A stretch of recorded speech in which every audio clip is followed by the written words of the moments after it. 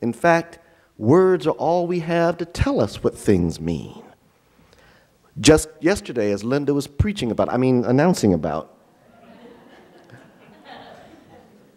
what is marriage? The meaning of things are determined by those who control the language. And that's why some will say, why don't you just have civil marriages? Or why don't you just have civil, what's the phrase I'm looking for? Civil unions. Yeah, I've purged it from my mind. Why don't you just have civil unions? Why do you have to call it marriage? You have to call it marriage because it has to mean the same thing that we mean when we stand together as husband and wife, or spouse and spouse, or husband and wife and wife. Those who control the language control the meaning of things. And it seems a simple thing, just to call it something else. But those who understand what we're talking about right now this morning understand that that is what matters most, is what you call it. Because that shapes the reality in which we live. So we can talk about life, and pro-life, and pro-choice, and anti-abortion, and pro-reproductive rights, and who's for life? Well, who's against life? But know well that when they decided to phrase their anti-abortion agenda, when they decided to phrase their anti-reproductive rights agenda, when they decided to phrase their anti-woman freedom agenda as the pro-life agenda, the stock went up. And they mastered the language, and they have been able to control our society because they mastered the meaning of things. Fundamentally, it all comes down to language. Here's the worst word of them all: normal. You thought I was going to say something bad, didn't you?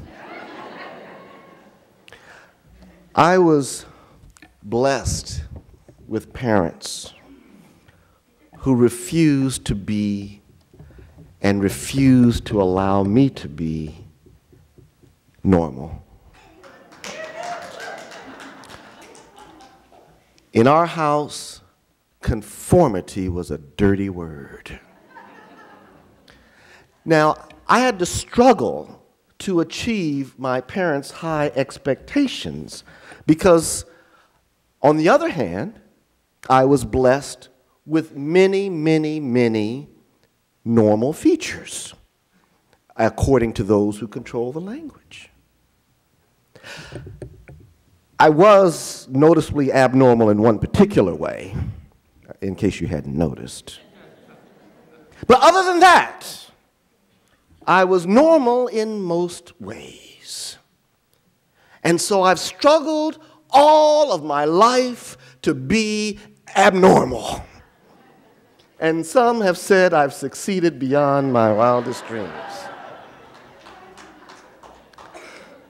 But my one flaw became my window into what it means to be abnormal, to be defined out.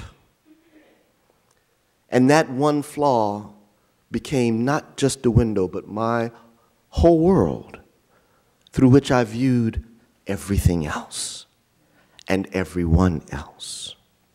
And as I've said before, as I looked through that window while I was in seminary and had lived a normal Christian life to that moment, and sat down with my colleague, my classmate, who looked me in the eye and said to me, "Madison, I am as gay as you are black."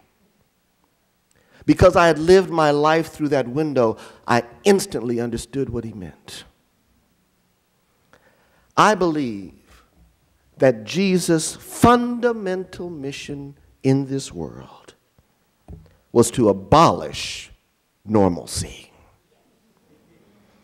To abolish normalcy by destroying the boundaries that define some folks as in and some folks as out. The scandal of Jesus' baptism was that he came to submit to a baptism to which everyone else and in which everyone else participated. And as you know the story, John tried to discourage him. Oh, no, no, no, you should not be baptized by me. I should be baptized by you. But Jesus said, no, I came to be baptized like everyone else. And so the words that the gospel writer heard when Jesus was baptized, this is my beloved Son. Because of what Jesus did, because of what Jesus taught, those words are not just pronounced on him. They are pronounced on everyone. And so everyone should constantly hear, ringing in their ears, you are my beloved daughter. You are my beloved son. You are the child of God. And let no one tell you any different, no matter how authoritative or how powerful their use of the language might be. That's what it means to be a disciple of Jesus Christ. That's what it means to follow in that way, to invite and to bring everyone in to this one understanding of what it means to live as a human being.